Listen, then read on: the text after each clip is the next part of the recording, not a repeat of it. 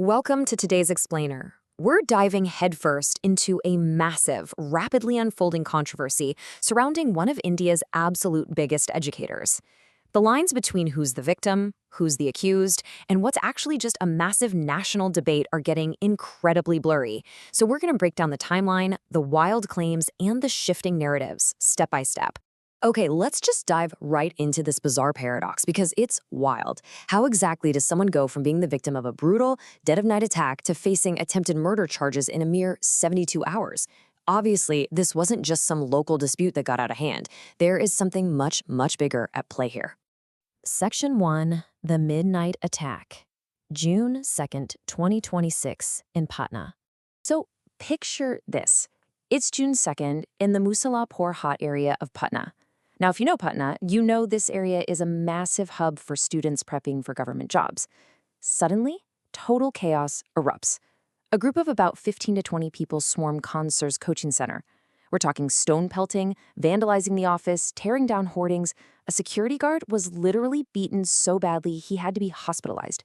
And then, gunshots ringing out in the dark. It's a terrifying, violent scene. But to really grasp why this blew up on a national scale, we have to look at the target himself. 26 million. Let that number sink in for a second. That is the sheer scale of Khansur's influence.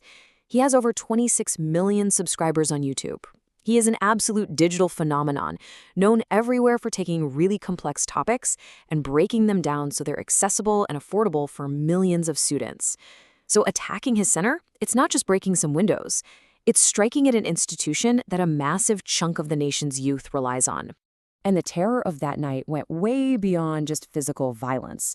According to Khansur's security guard, the attackers actually issued a chilling threat.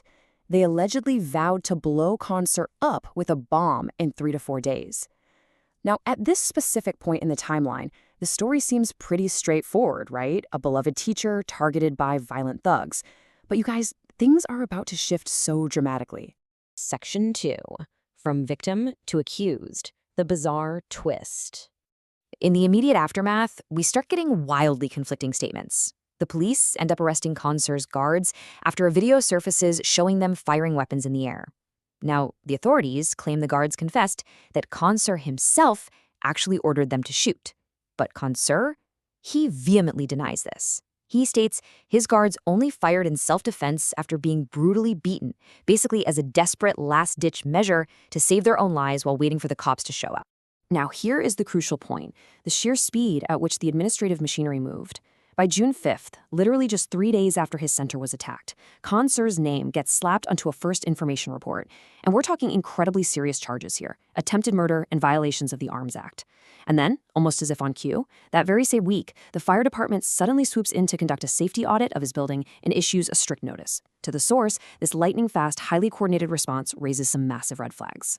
Section 3. The media narrative shift. From teacher to mafia. Almost overnight, the media framing completely flips. Think about it. Previously, this was a guy praised all over as a respected teacher and a social worker, someone providing highly affordable education and healthcare, like offering blood tests for just 7 rupees. But suddenly, certain national media outlets completely rebrand him. They inject a religious angle, suddenly referring to him as Faisal Khan, labeling him a mafia who steals land, and running entire segments claiming he's absconding. I mean, it is a total 180-degree whiplash in how he's portrayed to the public. And then comes the financial and legal gut punch from the media itself. 10 million rupees. That's 1 crore. On June 7th, a prominent national news anchor filed a massive defamation case against Khansur for that exact amount in the Delhi High Court. So just to recap, in under 9 days, this guy goes from being an assaulted teacher to an accused criminal fighting off a massive lawsuit. Section 4. The real catalyst. NEET. Zooming out to the national crisis. So, naturally, we have to ask, why? What could possibly motivate such a rapid, incredibly coordinated, and severe shift in the narrative across the police, the local administration, and national media? What's the missing piece of the puzzle here? Well, according to the source material, the underlying cause points right directly to the NEET medical entrance examination that took place on May 3rd. If you've been following the news, you know this exam was plagued by a massive, highly controversial paper leak that basically shook the entire country's faith in the educational testing system. And remember, this isn't just a regular pop quiz.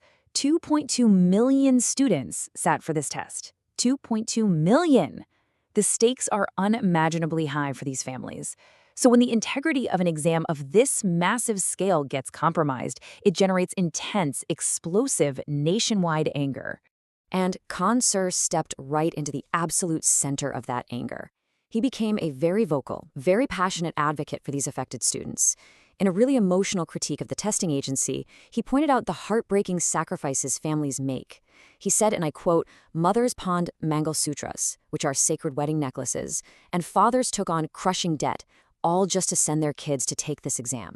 He wasn't just questioning a test. He was calling out the entire system on behalf of millions of desperate young people. Now, this intense advocacy led straight to a massive public clash just days before the physical attack on his center. On national television, a prominent anchor basically dismissed the protesting educators, accusing YouTube star teachers of being worthless and just trying to gather cheap views. Khan Sir fired back fiercely, publicly accusing that anchor of spreading fake news and acting like a broker to protect the government from being held accountable. Section 5. Connecting the timeline. The chronology. The source uses the timeline of these events to argue that absolutely none of this was a coincidence. Look at this sequence. On May 29th, Khan Sir heavily critiques the media and the government. Boom.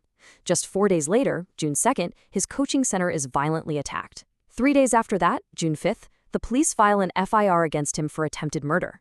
And 2 days later, June 7th, the media anchor files a 10 million rupee defamation case. The source argues this tight, rapid-fire timeline paints a very compelling picture of cause and effect, that speaking out on a massive national issue triggered a coordinated, systematic retaliation. Section 6. The broader student movement. Nationwide crackdowns. And the source points out that the collateral damage is spreading way beyond just Patna. For example, when massive student protests erupted in Allahabad over the paper leaks, the state government there reacted incredibly fast. The very next day, they sealed 3 different coaching centers. Why? Simply because the teachers from those specific centers had participated in the student protests. It really looks like teachers are being specifically targeted as a warning to silence the broader student movement. And the tactics allegedly go even further. There are startling claims in the source material regarding a protest in Delhi, where political actors intentionally planted an agent disguised as a protester. This individual was allegedly instructed to shout anti-national slogans right on camera, specifically to discredit the protesting youths and brand the entire student movement as a threat to the country. It's described as a highly calculated effort to delegitimize their totally valid demands for a fair exam. Which brings us to a deeply provocative final question based on the source's message: educate, agitate, organize. If a system utilizes its machinery to systematically target the educators who speak up and the students you organize, what exactly is the future for young voices seeking justice? This mystery clearly isn't just some local crime story anymore. It's a massive battle over who actually gets to hold the system accountable. Thank you so much for joining me on this explainer. Keep analyzing, keep questioning, and keep learning.